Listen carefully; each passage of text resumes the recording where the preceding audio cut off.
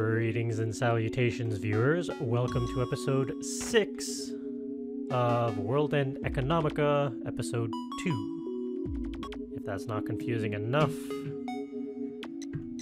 Last time round, it seems like we now know where this storyline is going. We've figured out how we're getting drawn back into the financial world, whether we want to or not. Granted, we don't know if Haru is actually going to take up the offer, but we know. He can't not. It wouldn't be episode 2 otherwise. So, how about we dive back in and see where things go from here.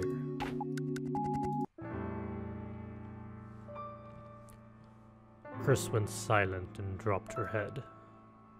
That surprised me a little. I couldn't believe there'd be something that would be difficult to talk about at this point. For Eleanor? Chris hesitantly shook her head. When she stopped shaking, Chris slouched her head like she was tilting, pressed her lips together tightly, and then looked up. Looking at that troubled face, I felt an intense pressure.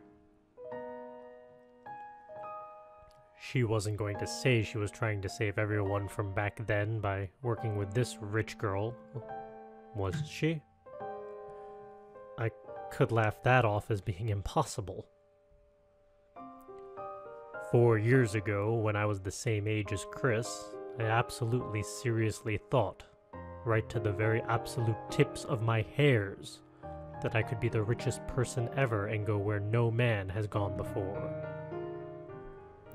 Biting down on her bottom lip and clutching her quivering fists, Chris then spoke. Haru, thank you for that brush. Wait, what? I'll make good use of it for the rest of my life. Oh, right, the hairbrush gag gift thing.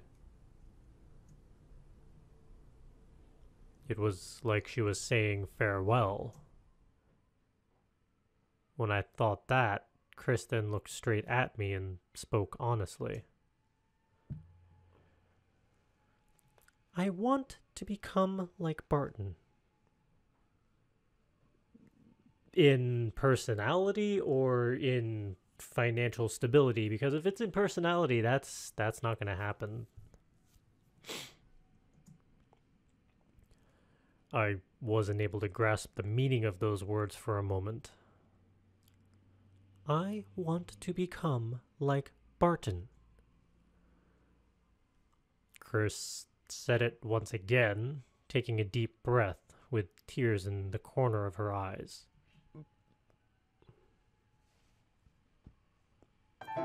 I believe I know exactly what I'm saying, but it's true. That's the only way I can think to express what I want to say. I've thought I was crazy and mistaken so many times. But that's the only way I can think of it. I want to live life freely like that. He doesn't really live life freely so much as spending every single moment making money. There's a difference. I couldn't put the words together. It was difficult to breathe. But... Chris stuttered the words tearfully. But it was you who made me start thinking like that. Oh, Joy, it's my fault. Way to go. Chris's beautiful eyes looked straight at me. The color of her eyes, wet with tears, was something close to aquamarine. Conviction, drive, methods, and action. Not caring if anyone tells you this or that. Not giving way just because someone believes something. You were so amazing moving forward, like an unstoppable force. I still remember the impact you had back then, when I learned that you wanted a cut from the money gained, from what my father entrusted.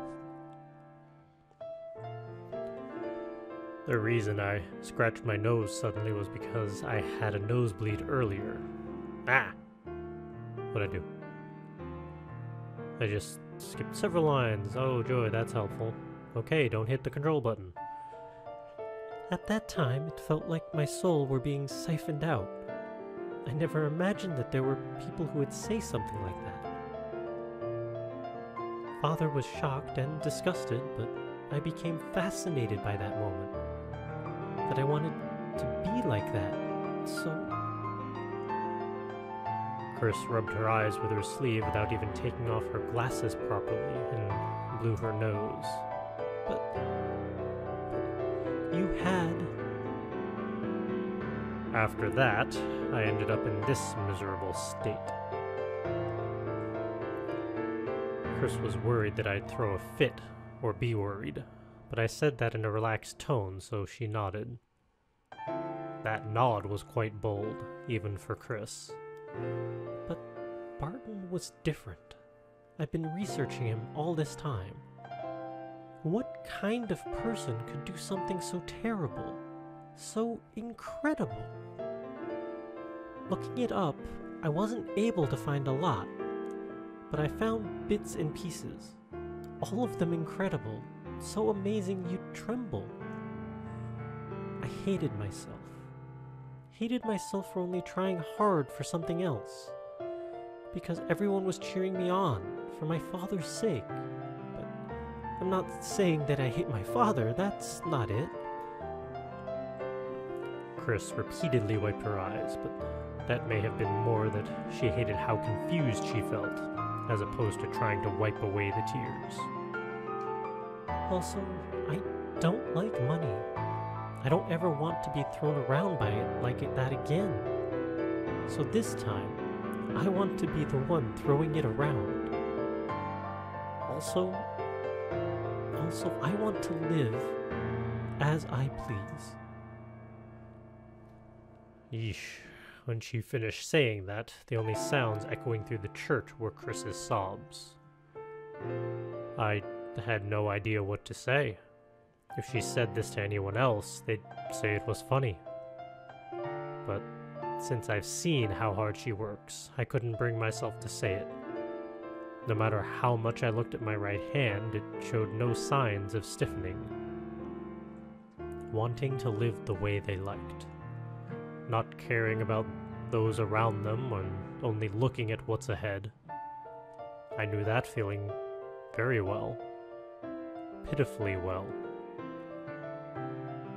I repeated those words and clenched my right hand into a fist. I knew pitifully well enough that I was no longer like that.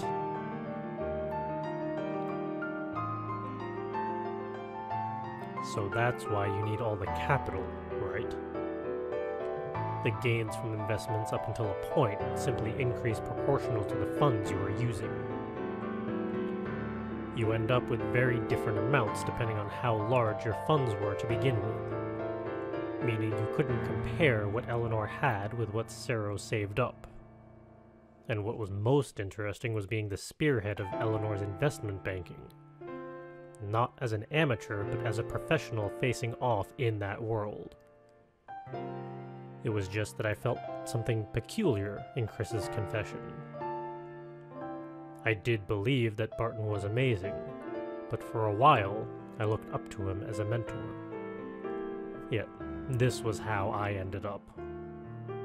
I thought that was the end for me, but I didn't even imagine that there were people who were looking up to me at that time and seeing what I had done.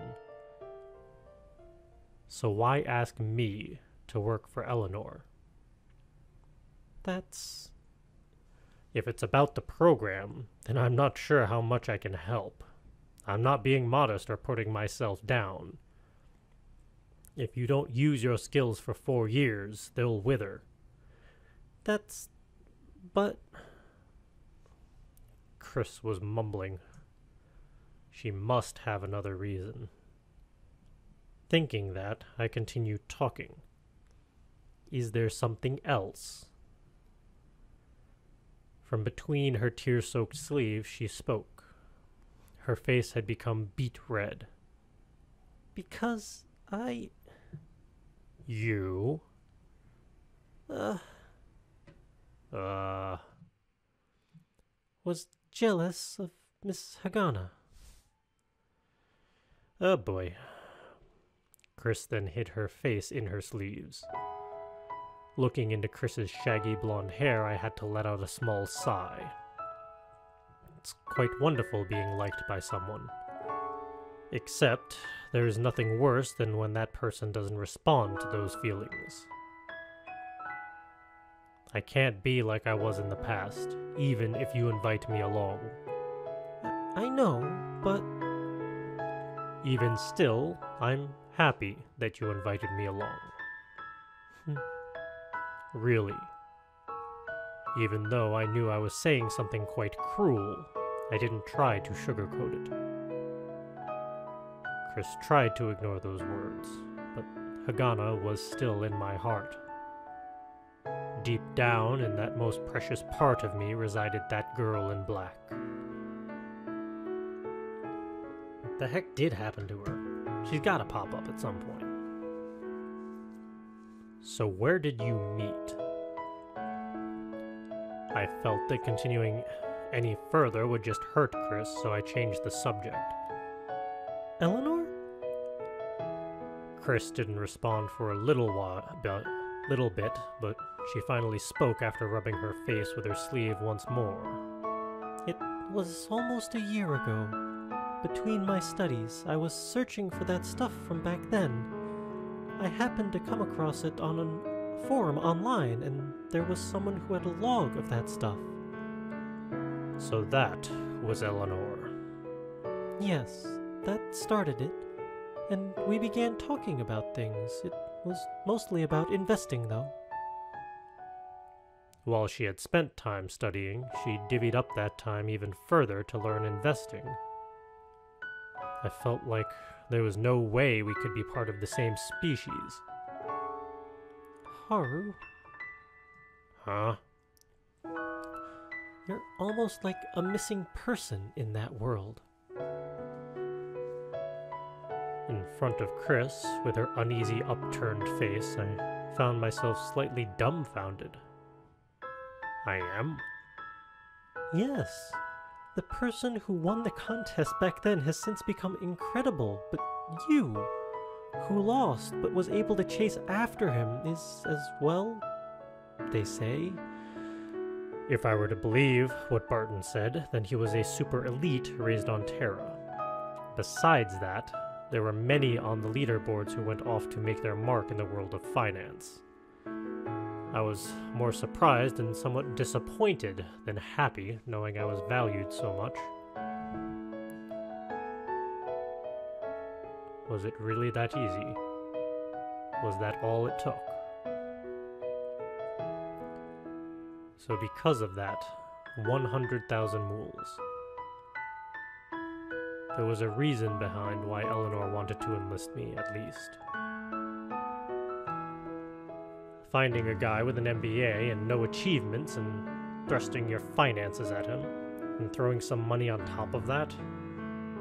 If it's just to gauge someone's abilities, that 100 grand was a pittance. It might just be that simple. That was indeed very much like that world. Within the silence that came after, I ruminated over the conversation.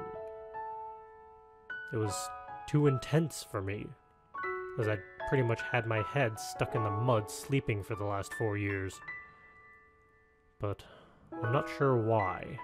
My moods were frighteningly pleasant. I then started bleeding through my nose, as if a blood clot had cleared from my brain. It was probably from me hurling out all of my indecisiveness. I closed my eyes and inhaled deeply. No matter how many times I searched through my mind, the first thing that came out was always the same. When Chris said, "I want to live a free life." I was unable to do that for the last 4 years. Where did I really want to go? I was fooling myself.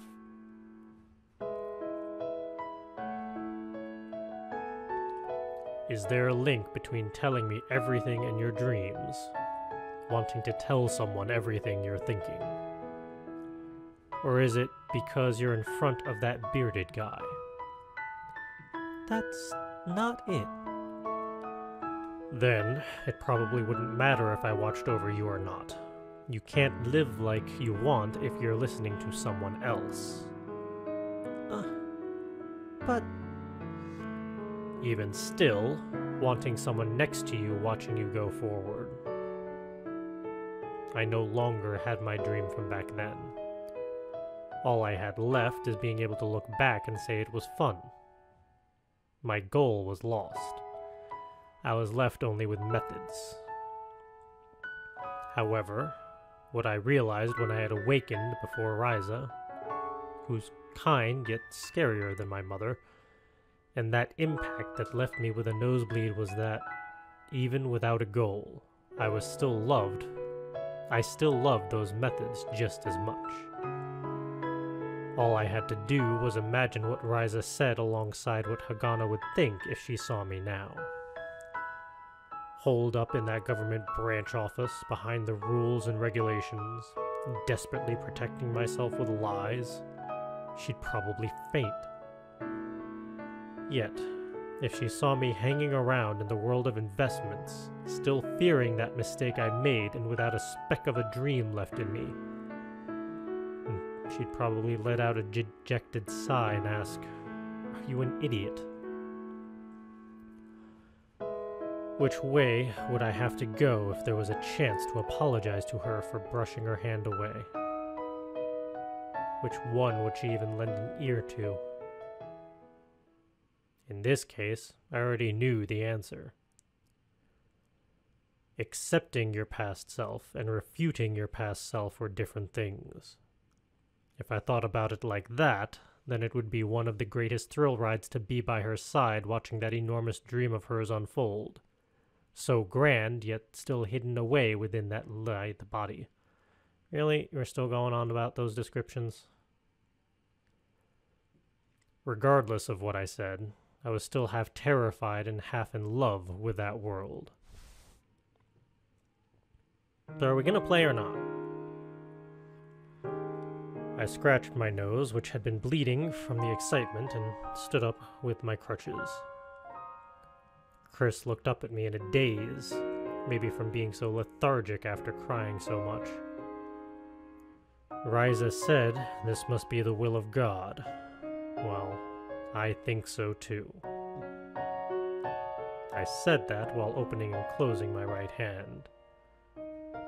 Also, I might meet Barton again, and if I return to that world. Then that means... Not that I want to murder him or anything. Interestingly enough, there's something I'd like to ask him. Something to ask him? I really did think I'd never get a chance to. I murmured as I rubbed my face. Don't tell Risa. It'll worry her. Yeah. Then... Of course, I won't tell her about you. Also, I have this empty face here, so Risa won't suspect me of anything. Chris finally smiled awkwardly after I said that while pinching my own cheeks. Also, that brush, you don't need to treasure it for the rest of your life. Huh? I'll get you another when it breaks. I said that while scruffing up Chris's hair, and she puffed out her cheeks as she brushed my hand away. I'll buy my own. The same kind. I pushed up the corners of my mouth as I walked off. Chris also stood up and opened the door of the church for me. I'd expected Risa to be listening in, so I looked down the corridor to the left and right, but it seems she wasn't. She was very meddlesome, but when it mattered, she was adamant about things being proper to the point of fastidiousness. Because of that, the situation 4 years ago went sour. But also, probably because of that, I had never once thought that her decision was wrong. Even though this is the moon. Huh? Chris responded to my murmurings, but I didn't respond. Even though this was the moon, it was like an unexplored planet. People can never be rational. Even so, I went to the kitchen. The people there were making a fuss even without their star, Chris, as Risa handled things. As I looked to them, I thought maybe this wasn't so bad after all. Rena said it was unfortunate that malice filled the lunar surface. I felt that was exactly right. Transition time! Maybe. You can stay indecisive if the results were indecisive. But in investing, you gained nothing with indecision. I'll probably do it, I said. I passed by Risa. She was handling the drinking party after me and Chris's conversation. As she popped open drinks and brought out simple dishes, all Risa did was smile happily at me. Her eyes told me to come back here if things didn't work out. Except, I did at least run a search on Eleanor. From this, I found out that the investment bank managed by the descendant of a noble had been severely damaged by a trader's mistake and ended up being bought out. Normally, that wouldn't have warranted a write-up, but a noble's last hobby company on the moon being crushed would make for a bit of gossip here. It could have been because Eleanor, the largest shareholder in charge of the company, was young and pretty. The face in the photo was the prim face of Eleanor herself. I made up my mind and sent Chris an email. Except I made sure to stress to Chris that, depending on the terms of the contract, there was a chance I may still refuse. Even if I ended up spending all this time lying to myself, it's not as if everything vanished if I just snapped my fingers. Just like Risa said, the connections with people will still be there. I understand that my parents may not have shown it openly, but they were still quite happy that their foolish son somehow got into college and was studying law. 4 years ago, I was nothing but rebellious, but I've since been able to come to understand my parents' feelings. Also, even though I say I was a work scholarship student, my parents had looked after me while I studied. I started to believe that it was a given for parents to watch after their kids after I had been so selfish and came back home carrying all of my failures. My parents still took me back. If I signed on with Eleanor, I'd probably be able to repay them for my living expenditures and everything else in one lump sum with interest. But if they had high hopes for me, that even with things as they are now, I should go ahead and graduate.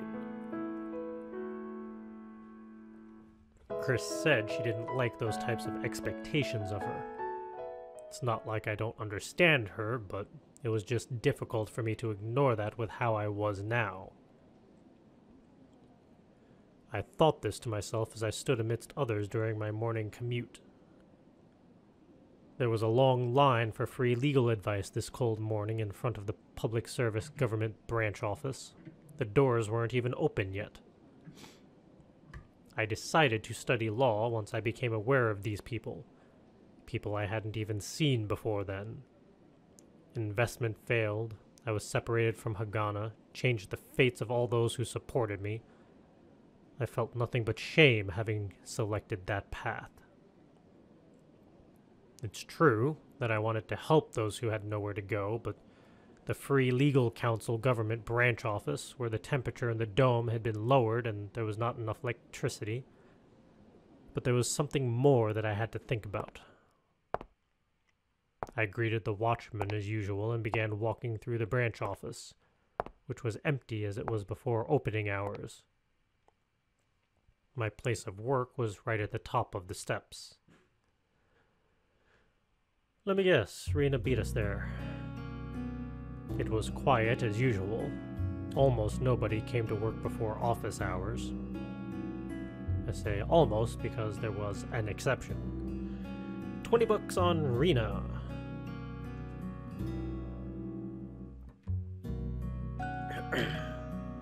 Working with documents practically pressed against her face as if she were sleeping was Rena. Good morning. Eek! Rena gave a small shriek when I greeted her. She panicked as she gathered up the things on top of her desk and shoved them into a drawer. Realizing I was the one who called out to her, she looked so drained that she might have just fell to pieces right then. What are you doing? The types of things that someone as timid as Rena would hide didn't amount to much. Either searching for a new job, writing out a personal mail, or something like studying for the investment test. I didn't mind and was about to settle into my chair when my eyes just happened to fall on it. It was the application that I pushed on her from those immigrants.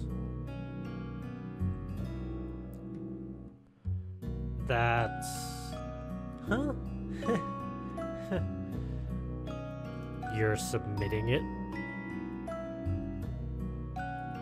Rena didn't look at me. She fell into silence for a good 10 seconds as she gathered up the documents. Then, looking straight at me, she answered as she forced herself to smile. Are you going to stop me? I should have had difficulty answering this, but I had already reached my own conclusions. After being lectured by Risa and hearing Chris, I believed I should be willing to forgive myself. No, I won't. Actually, I was thinking of telling you to let it through. Rena looked at me with a baffled expression. No way. Really? You're lying. Rena said that, but at that time she had a bit of a smile on her face. But if you're serious, then I'm happy. Really? Rena was still staring right at me. Her eyes had a faint mischievous glint to them. They were the sort of eyes you'd show to a friend you were doing mischievous things with. I thought all night, and I believe that we should help out those in need, even if it's against the rules. Really? I have no objections. Actually, it's not that I was doubting you, but doubting my own feelings, my report. Her smile showed that she was slightly embarrassed. Seeing that worried me more given how cherubic she usually was. Cherubic.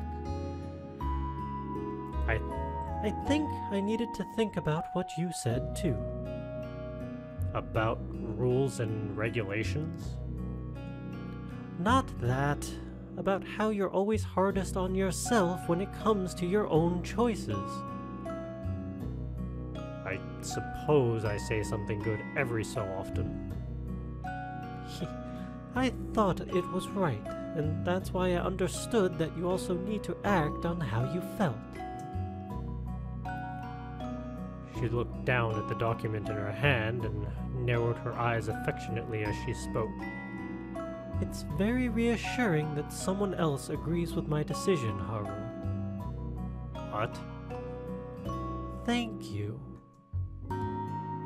Rena looked up from the document and smiled happily at me. Risa's kindness had strength behind it, but there was naivete behind Rena's. I thought that to survive on the moon, you needed that intense conviction like Risa had. I never doubted that before, but now I thought that might be wrong. I had one worry about taking up Eleanor's offer. it was that Rena would end up being alone in her fight if I quit. Would she be fine without me here? I was worried, but it might have just been that I've been underestimating Rena.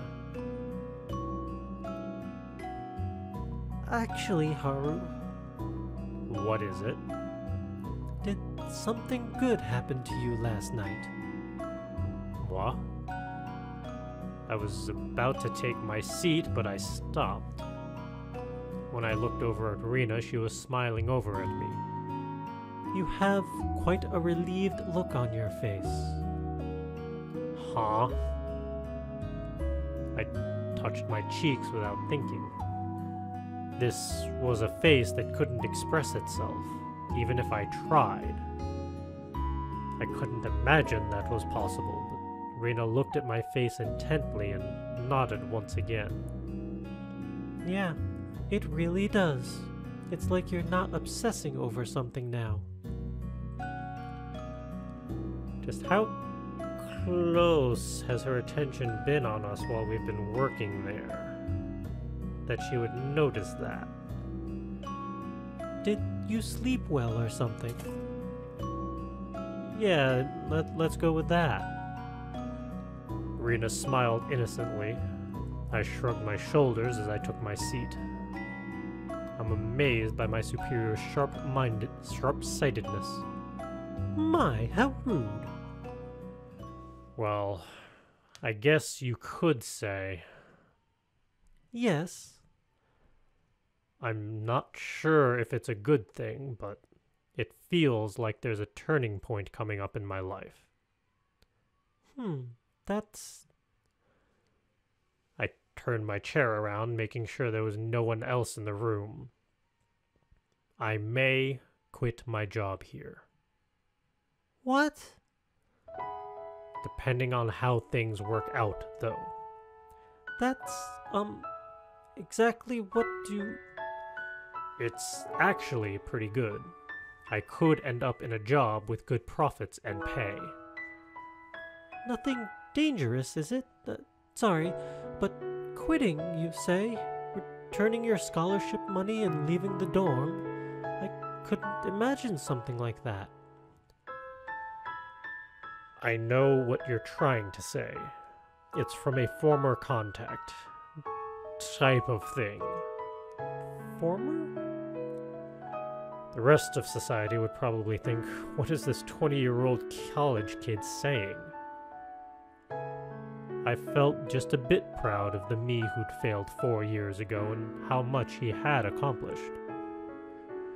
So, it might be a bit brazen to say, but I did have one concern if I quit this job. Concern? Rena repeated that and tilted her head, wondering what it might have been. Then she realized it. Haru, do you mean about me? I can't say it so clearly. You just did! How rude! I do know the gist of things around here is bad, but before you came here, I was doing things just fine on my own. I'll be just fine. Yeah, I thought the same a bit ago, too. Sheesh. Well, I do know lots of people worry about me. I may be slow, but even I know it. That's how beloved by others you are. My, how flattering. First time hearing that from you. I didn't mean it as flattery, though. I said that, making Rena feel like she was being made fun of even more, but at the end she gave me a sigh and chuckled. It's fine. This is my life. But maybe after a little while I'll be able to quit too. Huh? Rena looked at me and her mouth curled up mischievously. Then, after glancing at me, she rolled her eyes around as if she wasn't sure of something. Then she reached over to her purse. I didn't intend to tell anyone, actually. About what? Well, what could it be? she took out a small pouch from inside her purse and dug into it. Something I never expected came out of that cheap, durably constructed synthetic leather pouch.